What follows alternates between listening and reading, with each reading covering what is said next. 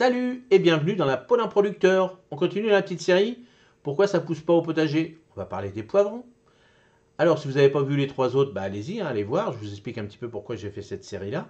Et puis là, on va parler donc de la qualité du sol. Donc c'est toujours la même chose. On va reparler de la même chose. C'est la base, toujours. Le sol est la base de toute bonne culture.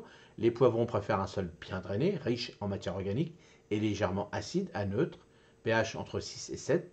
Si ton sol est trop compact, pauvre en nutriments ou trop alcalin, tes plants de poivrons pourraient en souffrir. Donc, si vous faites déjà la base de 6, c'est déjà pas mal. Solution, améliore la structure de ton sol en ajoutant du compost ou du fumier bien décomposé.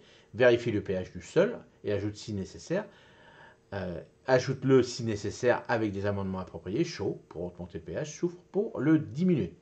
Je répète, dans la description, vous avez une petite boutique Amazon, où là vous pouvez trouver des petits kits pH pour savoir votre pH. C'est très important si vous êtes débutant de savoir où vous en êtes.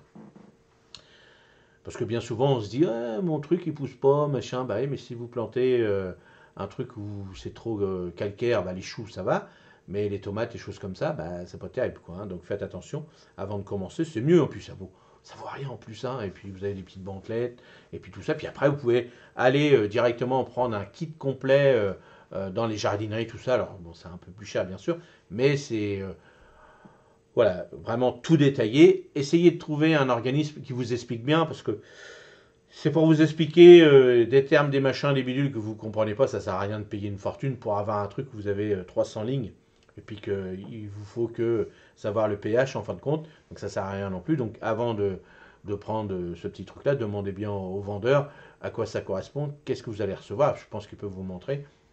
Ça déjà un formulaire d'exemple de ce que vous allez recevoir, et puis de savoir si ça vaut le coup ou pas. Et on peut en trouver aussi sur Internet, bien sûr. Mais demandez toujours avant d'envoyer de l'argent, ça ne sert à rien d'avoir un truc d'expert pour un petit jardin potager comme nous. Alors, deuxièmement, l'exposition au soleil. Les poivrons sont des plantes gourmandes en lumière. Ils ont besoin d'au moins 6 à 8 heures de soleil direct par jour pour bien se développer. Une exposition insuffisante pour ralentir leur croissance. La solution, choisis un emplacement dans ton jardin. Choisis un emplacement dans ton jardin qui reçoit suffisamment de soleil. Si ton jardin est ombragé, envisage la culture de tes poivrons en pot qui peut se déplacer pour maximiser l'exposition au soleil. Donc là, il n'y a pas de souci. Le poivron, il faut du soleil. Donc ça, c'est clair, net, il faut de la chaleur. Donc 6 à 8 heures, même plus. Ça, c'est pas un problème. Le poivron, la même chose pour l'aubergine. Si vous cultivez de l'aubergine, c'est exactement la même chose. Là, beaucoup plus que les tomates. Surtout nous, en Normandie, il faut vraiment beaucoup de chaleur. Les tomates, même s'ils ont un peu moins de chaleur, ils vont pousser, mais les poivrons et les aubergines, ça va être un petit peu plus délicat, surtout au démarrage. Donc là, en pot, bien sûr, moi je l'ai fait le long de mon atelier dans des bacs qui sont pas fermés au fond, mais ils sont quand même, ça réchauffe énormément, et depuis que je fais ça, ça marche très très bien. L'arrosage. Alors, l'arrosage. L'arrosage est crucial pour la croissance des poivrons. Trop d'eau peut entraîner des maladies fongiques et le pourrissement des racines, tandis que trop peu peut stresser la plante. La solution, arrose régulièrement et uniformément, en veillant à ce que le sol reste humide mais pas détrempé, ça c'est la base. Utilise un paillis pour conserver l'humidité du sol et réduire la fluctuation d'humidité. Alors le paillage, bien sûr, en démarrage, bon puis ça c'est pas délicat, vous pouvez mettre tout de suite du paillage. Surtout, pour regarder l'humidité, ça c'est important.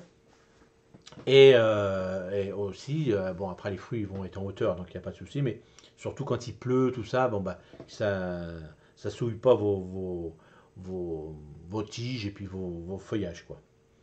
Alors, quatrièmement, les températures. Les poivrons aiment la chaleur, mais des températures extrêmes peuvent nuire à leur croissance. Des températures nocturnes inférieures à 10 ou des températures diurnes supérieures à 30 peut affecter la fructification. Alors ça c'est clair, ça c'est dès lors que ça dépasse les 30. Quoi que ce soit, alors chez nous, les fleurs, ils en prennent un coup et puis ça va pas, quoi. Bon, puis les poivrons en dessous de 10, même 10, 12, 12, 10 c'est bien, mais 12 c'est mieux. Si c'est 12 la nuit, c'est encore mieux. Parce que les poivrons, les aubergines, c'est la même chose, ont besoin beaucoup de nourriture. Donc la solution, plante tes poivrons après les dernières gelées, ça c'est hyper important. Quand les températures nocturnes sont stables, utilise des cloches ou des tunnels pour protéger les jeunes plants des températures froides au début de saison.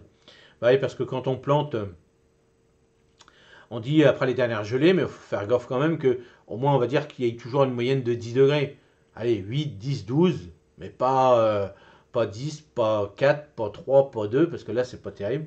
Donc au début, alors on prévoit des cloches, du voile d'hivernage, tout ça, parce que des fois, hop, ça peut arriver quand on les plante après les 5 glaces. Des fois, bon, fin mai, on peut avoir encore des coups de froid quand même, donc faites gaffe. Donc bien préparé. Puis des fois, bah, quand vous ne savez pas trop, vous les plantez début juin. Vous les gardez un petit peu en pot, protégés dans vos serres et autres. Puis après, vous les plantez à l'extérieur début juin, comme ça, il n'y a aucun souci. Alors, cinquièmement, les nutriments. Les poivrons ont besoin de divers nutriments pour croître, notamment de l'azote, du phosphore, du potassium. Donc ça, c'est la base, hein, c'est la base de toute plante. Une carence, donc comme d'habitude, en nutriments peut se traduire par des feuilles jaunissantes, une croissance lente et une production réduite de fruits. Donc la solution, fertilise régulièrement avec un engrais équilibré ou spécialement formulé pour les légumes, ajoute du compost ou des amendements organiques pour enrichir le sol en nutriments essentiels. Alors, pour les débutants, hein, les petits engrais comme ça, bah, ça va être les engrais légumes, hein. Donc là, vous pouvez retrouver ça dans la petite boutique, hein. Là, vous pouvez aller voir. Et dans la description, vous verrez ça. Donc, quand vous allez trouver engrais pour tomates, c'est pareil. Tomates, courgettes, on va dire aussi pour les aubergines, poivrons, piments, tout ça, ça va être le même engrais, hein. Déjà, si vous utilisez celui-là correctement, ça sera bien. Pour les autres qui ont l'habitude, bon, après, ils font leur potion magique, tout ça. Hein, ils mettent des purins et autres, donc ils le font. Mais au démarrage, il faut mieux respecter avec des petits engrais comme ça vous êtes sûr d'avoir des légumes en fin de saison. Ça, c'est hyper important. Sixièmement, maladies et ravageurs. Les poivrons sont sensibles à diverses maladies, comme le mildiou, et ravageurs, comme les pucerons et les... bah oui, oui, ces petites bestioles là qui viennent dessus, ça c'est sûr qu'on a du mal avec ça. Solution, surveille régulièrement tes plants pour détecter les signes de maladie ou de ravageurs. Utilise des traitements naturels ou biologiques pour lutter contre ces problèmes, comme les purins d'ortie et des insecticides biologiques.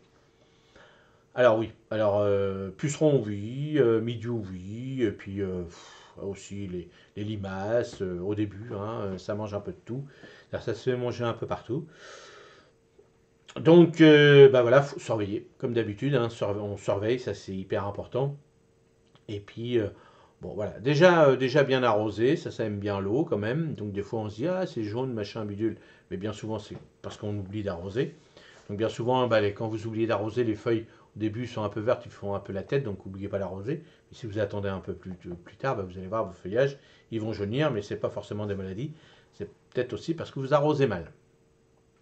Voilà, j'espère que cette petite série, bah là, pourquoi ça pousse pas au potager pour le poivron. Demain, on va voir pour le persil. Et puis, bah, on continue. Allez, à demain matin. Passez une excellente après-midi. Merci, salut.